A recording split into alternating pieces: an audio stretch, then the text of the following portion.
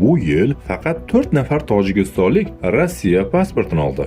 2022-yilda 173 mingdan ortiq tojikistonlik Rossiya fuqaroligini oldi. 2024-yilda esa Rossiya pasportini olgan xorijliklarning umumiy soni 209 mingni tashkil etdi va bu yil esa tojiklar bu ko'p sonli raqamlar ichida joy olmadi.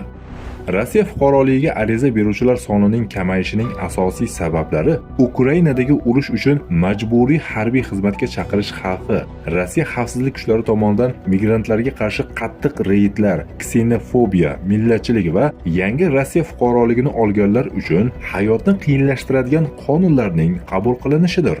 Prezidentning yangi 821 sonli farmoniga ko'ra, Rossiyada yashash uchun ruxsatnoma yoki fuqarolikni olishni istagan erkaklar endi faqat harbiy shartnoma yoki harbiy xizmatga yaroqliligi to'g'risidagi guvohnoma bilan murojaat qilishlari mumkin.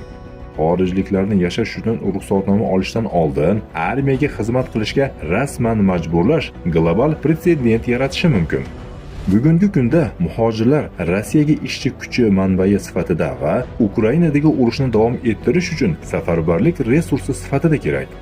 Rossiya ushbu inson resurslaridan o'z manfaatlari yo'lida maksimal darajada foydalanmoqchi.